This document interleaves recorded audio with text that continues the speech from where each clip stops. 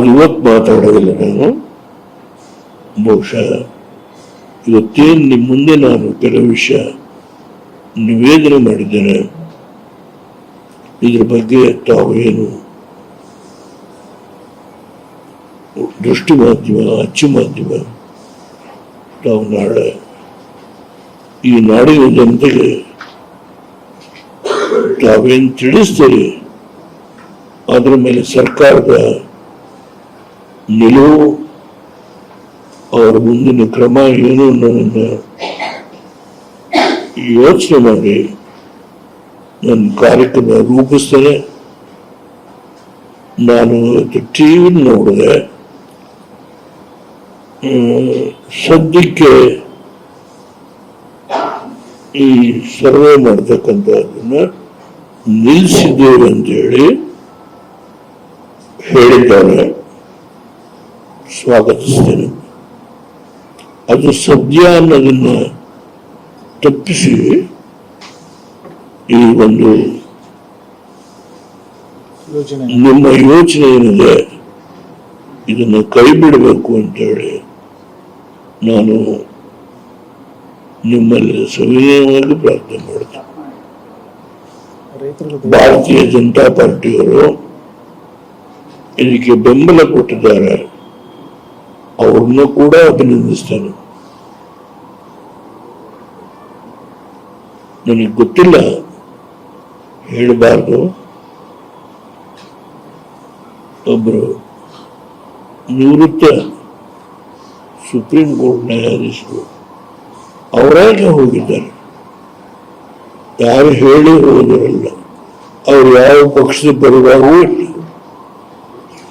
ಈ ನಡೀತಾ ಇರ್ತಕ್ಕಂಥ ಹೋರಾಟವನ್ನು ನೋಡಿ ಅವರು ಕೂಡ ಹೋಗಿ ಮಾಡಬಾರ್ದು, ಅವರು ತಮ್ಮ ಅಭಿಪ್ರಾಯವನ್ನು ವ್ಯಕ್ತಪಡಿಸಿದ್ದಾರೆ. ಇದನ್ನ ಗಮನದಲ್ಲಿ ಇಟ್ಕೊಳ್ಬೇಕು. ಅವರು ಅತ್ಯಂತ ದೊಡ್ಡ ವ್ಯಕ್ತಿ, ಲಘುವಾಗಿ ತೆಗೆದುಕೊಳ್ಬಾರ್ದು.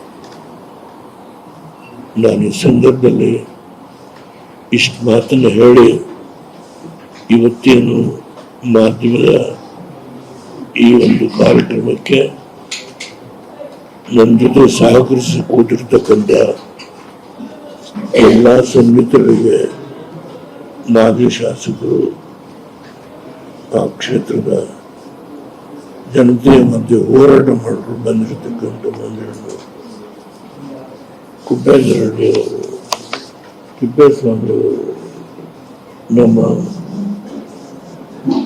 ಆ ಕಡೆ ಕೂತಿರ್ತಕ್ಕಂಥ ಶರವಣ್ಣ ಅವ್ರ ಜೊತೆಗೆ ನಮ್ಮ ಮಾಜಿ ಶಾಸಕರು ಆ ಕಡೆ ಇಲ್ಲಿ ಅಖಂಡ ಶ್ರೀನಿವಾಸ ಇಲ್ಲಿದ್ದಾರೆ, ಈ ಕಡೆ ಮಂಜಣ್ಣರು,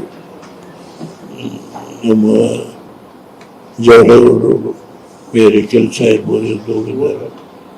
ಅವರೆಲ್ಲರಿಗೂ ನಾನು ತುಂಬ ಆಭಾರಿಯಾಗಿದ್ದೇನೆ.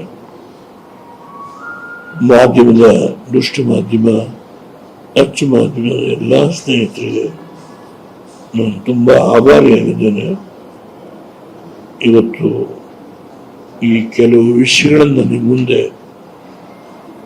ನಾನು 24ನೇ ತಾರೀಕು ಬರಬೇಕಾದಕ್ಕೆ ಏನು ಮುಖ್ಯಮಂತ್ರಿಗಳಿಗೆ ಬಿಡುವಿಲ್ಲದ ಕಾರ್ಯಕ್ರಮ ಅವ್ರಿಗೆ ಬಹಳ ದೊಡ್ಡ ದೊಡ್ಡ ತೀರ್ಮಾನಗಳನ್ನು ಮಾಡಿದ್ದಾರೆ. ಅದ್ರ ಬಗ್ಗೆ ಇವತ್ತು ನಾನು ಹೇಳಲಿಕ್ಕೆ ಹೋಗೋದಿಲ್ಲ. ಬಹುಶಃ ಮುಂದಿನ 4 ದಿನದಲ್ಲಿ ಮತ್ತೆ ನಿಮ್ಮನ್ನು ಭೇಟಿ ಮಾಡ್ತೇನೆ. ಆದಮೇಲೆ ನನ್ನ ಮುಂದಿನ ಕಾರ್ಯಕ್ರಮ ಏನು ಅನ್ನೋದನ್ನು ಸರ್ಕಾರದ ನಡವಳಿಕೆಯ ಮೇಲೆ ನಾನು ನನ್ನ ಕಾರ್ಯಕ್ರಮ ರೂಪಿಸ್ತೇನೆ ಅನ್ನೋ ಮಾತನ್ನು ಈ ಸಂದರ್ಭದಲ್ಲಿ ಹೇಳಿ ಇಂಗ್ಲಿಷಲ್ಲಿ ಅಡ್ರೆಸ್ ಮಾಡಿ.